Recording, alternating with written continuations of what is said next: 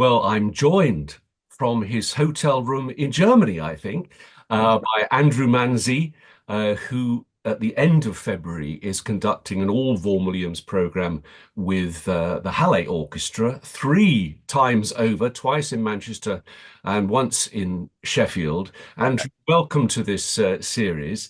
Thank you. Of course, I know this is sort of a hackneyed way of going into this, but of course, we first of all got to know you as a wonderful Baroque violinist delivering vibrant performances of early music.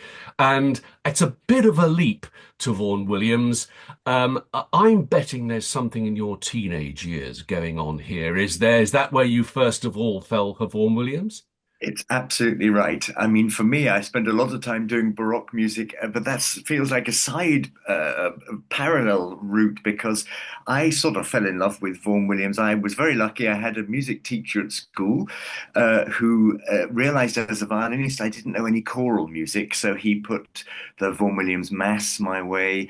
The Serenade to Music, of course, with the singers, the Adrian Bolt recording. And I went to the local library in Bedford and borrowed a record of the Serenade to Music, which I loved, turned the record over, and there was the Fifth Symphony. And so I remember putting that on and that beautiful opening of the Fifth Symphony. And from then on, I was hooked. And we're talking, I was probably about 14, something like that. Yeah. Played the Tallis Fantasia in a youth orchestra. So the traditional ways of getting into Vaughan Williams, that's exactly how I got into it as well. Yeah, you mentioned Adrian Bolt there. Were there other conductors of Vaughan Williams that you particularly admired back in those days? Well, it's funny. It's not funny at all. It's lovely. I'll be working with the Hallé Orchestra, and of course, John Barbaroli was an important one as well. As I got to know the music better and better, and realized he was a great advocate for the music. Of course, he premiered Number Eight, Symphony Number Eight. I just want to mention also we have one other concert that you didn't mention in Kendal, and I Wow. wanted to mention that because Kendal's a wonderful place. I've been there before, and it's great people who love their music. So I'm looking forward to going there. We will make sure that we mention that, Andrew. So look, you recorded all of the Vaughan Williams symphonies with the Liverpool Philharmonic Orchestra, the Royal Liverpool Philharmonic Orchestra, and I'm wondering what the process of preparing and delivering all those symphonies taught you that you didn't already know about these symphonies. I know some of them you knew better than others, fine, but does that sort of project teach you things that you don't learn in any other way? Oh, very much so. There's one of the things that immediately springs to mind is the way that when you're working on a composer in depth like that, you of course you feel their fingerprints. You get to feel the way they're thinking. And with the symphonies, if I could visualize like a sort of a map of the nine symphonies, there are so many interconnections. And as I got to know them better, could sort of read what the messages were. I just give one example. In the first symphony, the C Symphony, the singer at one point sings about he's standing by the sea and he suddenly has sort of understood the key to the universe. And there's a particular harmonic sequence, which then appears in the second symphony, and it appears in the third symphony. And you realize that Vaughan Williams is maybe not consciously, but this sense of unlocking things, sorting things out in your mind.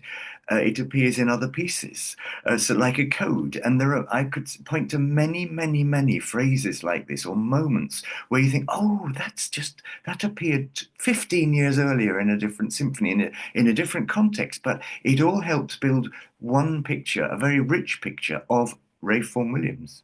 Well, it's fascinating you say that when we think of the very distinct differences between the symphonies, and yet you're saying there's much more continuity than we might think, right to the very end, you would say? Absolutely. And for example, we think of the number four as being a very sort of angry. People say it's a premonition of the second war. I think it's more, for me, it's anger at the first war. It's finally erupting this incredible fury about the First War. And then the Fifth Symphony is this lovely peaceful thing. It couldn't be more contrasting, but the Fifth Symphony has some very darkness, very much in it. So you can't say this is that and that is it. It is one man. It's manifestations, and I think it runs right through to the end. For me, the Ninth Symphony, the last symphony, is the greatest work. It's the summing up, but it says so much, even very distinctly and clearly. I don't say that he hasn't said before, but it somehow encapsulates the whole message. It does sum up his life's work. And I'm so happy that the Ninth Symphony is gradually being accepted more. Because when it was first performed, the critics weren't impressed at all. They said, oh, we've heard this all before. This is old stuff. I believe the audience was very impressed. But the critics, oh, no, this is old stuff, 1950, 58. They were onto more modern things. And now it's taken us 50, 60 years to realize this is an incredible masterpiece. Yeah. Yeah. So look, you've got strong connections around Europe with different orchestras. You're in Germany at the moment. I don't know exactly what you're doing. How easy has it been to schedule Vaughan Williams? And if it has been difficult, what are the reasons for that? Well, I think a lot of it is probably my own what I project, because let's say 20 years ago, I'd have said to someone, Vaughan Williams is a great British composer. You should hear it because it's wonderful music. And now I feel confident to say Vaughan Williams is a great composer. He happens to be British, but it is great music. And the reaction I've got when we have programmed a piece, I give an example, a specific example. I was chief conductor of the radio orchestra in Hanover in North Germany. And I got that job because we did Vaughan Williams Symphony Number 6. And I programmed Number 6 because they were very open. They said, what do you want to do? I said, I want to do Number 6 because I had it coming up in the proms in that wonderful year of 2012 when the BBC Scottish, we did 4, 5, and 6 in one prom. So I wanted to get it into programs. So I said, can we do Vaughan Williams 6? And they said, yeah, fine. They had no idea what they were letting themselves in for. Didn't have a clue about Vaughan Williams. And after the concert, the players were crowding round me saying, how many symphonies are there like this? This is amazing. So that's always the reaction you get. How many, why don't we hear this music? It's great.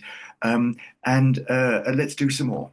And I've always had that reaction. It's wonderful. And so I'm now beyond the saying, oh, this is great British music. I'm saying this is great. These are great symphonies, great music, and Job and the other pieces as well. Yeah, well, are we, as Brits, too bashful about promoting our composers? I mean, can we say the same thing about Elgar, for example? I think you're absolutely right. If I can offer an opinion, we do say, oh yes, the British composer Elgar, the British composer Vaughan Williams. Is it our fault partly that we're not confident enough?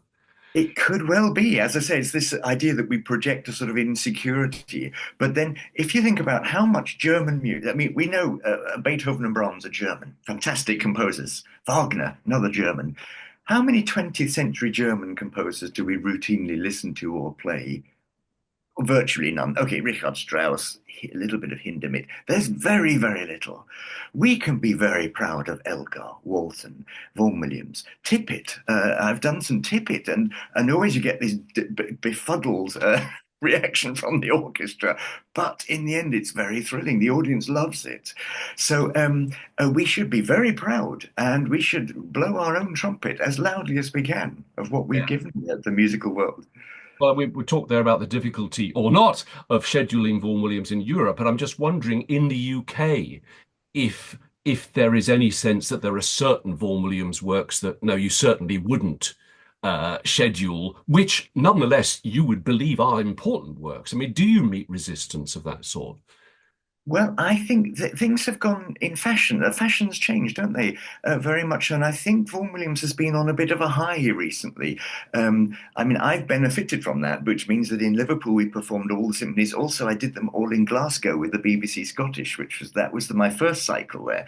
And of course, many conductors have been doing cycles. Richard Hickox famously did the first cycle, and then of course Sir Andrew Davies, Martin Brabbins.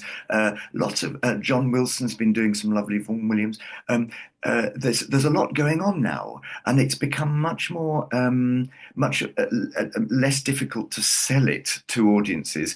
I once did a whole evening of Vaughan Williams in Birmingham, and we were basically full. I couldn't believe it, and I hope with the Hallé, I'm so excited, looking forward to doing. We're doing some of his lovely, most charming, enjoyable pieces, of course, of the Wasps Overture, the Lark Ascending, the Fifth Symphony. Um, and I'm looking forward very much to sort of sharing this music with the audience. Can you take us inside the process by which this program with the Hallé was actually devised? I mean, the Tallis Fantasia is the other work that's being performed. I mean, was there some thinking behind this? Actually, it was a very simple thing, which was let's do Vaughan Williams and let's just celebrate the great works. I mean, the famous works, because we have, as you said, four concerts, two in Manchester. So we want as many people to come as possible. I'm hoping people will come who have maybe heard the Lark Ascending or the Tallis Fantasia and come along because of those, but then hear the other music and think, wow, that's absolutely amazing, beautiful music. So I'm hoping it's a program that reaches out very much. And of course, the experienced concert goers will be familiar with these pieces and know them and love them, I hope. So it's an everyman program. Yeah, but they'll be very familiar with them. I mean, is Andrew Manze going to offer us something new about the Lark Ascending, something new about the Tallis Fantasia? Do you ever feel that sort of pressure? Well, I've got to say something different. I wouldn't say it's about saying something different, but you must stay open to the moment. And of course, doing Vaughan Williams with the Hallé Orchestra or with the Liverpool Philharmonic, Royal Liverpool Philharmonic, these musicians have a long track record of playing Vaughan Williams. Some of the Liverpool players had done the Vernon Handley cycle recording, so I was benefiting from a huge amount of experience. So it's a case of me being open, not coming in saying, "Do it like this." But being open to what the orchestra's feeling for the music, and so it's a lovely process. Every time I do a piece, even if I know it well, with an orchestra they maybe know it well or not, it's a two-way conversation. So the result is a collaboration, very much so. Yeah. And do you like to talk to audiences about the music before you conduct? Is that something that you do Yes. regularly? Yeah, the problem is I can talk too much. So yes, I do like it. I think we should communicate our enthusiasms, and also I'm not only speaking to the audience, but if I find something interests me, I'm also sharing it with the orchestra as well, so that we can go into a performance with a common idea, with sharing an image or an anecdote or something, which helps us. Yeah, but that's a question I often. I mean, viewers of this series of interviews may be bored silly by hearing me say this again, but I'm always interested to know, do conductors seek to give historical biographical background? Do they try and put images in the minds of the players, or do the players just say, "I just want to know whether I play longer or shorter, louder or Oh, softer"? I mean, how does it work?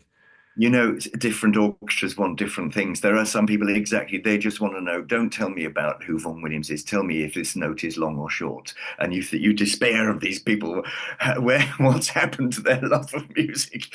As I say, I share things. If I find them interesting and useful to me, then I'll share them. Often there isn't much time to share things in that way. So then sharing things with the audience is a way to share it with the orchestra as well.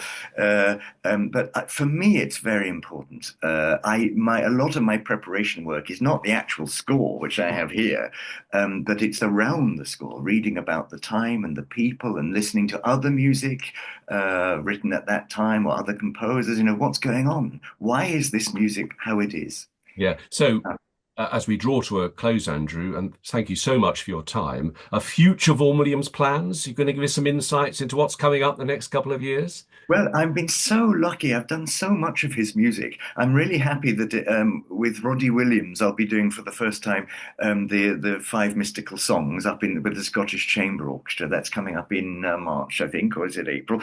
That's coming quite soon. So there are some pieces I haven't yet done, which I'm looking forward to doing. But just yesterday I did a concert with Albrecht Meyer. Albrecht is one of the top oboists in our world. He's the solo oboe of the Berlin Philharmonic. And I said to him after the concert, "Do you play the Vaughan Williams concerto?" "Oh, I love the Vaughan Williams concerto. I play it as often as I can," which is not very often because being in Germany, he can't sort of get people to do it. But isn't it nice to a leading musician like that who is already in love with Vaughan Williams? I think there's great optimism for the future. So I hope there'll be many more concerts. Well, just to finish with, I mean, you mentioned there the fact that you will listen to other music as background to conducting Vaughan Williams, and I wonder which other British composers you really feel are underplayed, especially around the world. Who would you really go for if you had the choice? Well, just right now, just by coincidence, I'm working on Arthur Bliss, he's an unusual language, and it's taking me a long time to get into it. But I think there's something very, very interesting there that deserves a wider, more thoughtful attention from the performers, and therefore enjoyment from the audience, I hope. So there's a composer who was very fated in his day and has sort of rather vanished. Not completely, but we don't hear much Bliss nowadays. So he would be one. I'm very curious to get more into Rubra, who I think is someone again who deserves our attention. So there are these composers there, um, uh, uh, but of course it's lovely to do an Elgar symphony as well. There's still there's territory to cover of new works, but also the familiar works as well. So Yeah. there's so much out there. Yeah. Yeah. Well, let's call all of them just composers and not British composers. Let's work towards that. Well, look, and all the best for these concerts. So we have Bridgewater Hall with the Hallé on the February the 20th and 23rd, Sheffield City Hall on the 21st. Does that mean that Kendal is on the 22nd? I think it is, yes. Yeah, there we go. Well, let's hope that when I used to attend at Sheffield City Hall years and years ago for Hallé concerts, there was always competition from a dance band in the basement. So I do hope that you're not plagued by that, Andrew. No, I think we'll be okay. Yeah, but all the very, very best. And thank you so Thank you. much. Very nice I'm to talk. Andrew Manze. Thank you so much.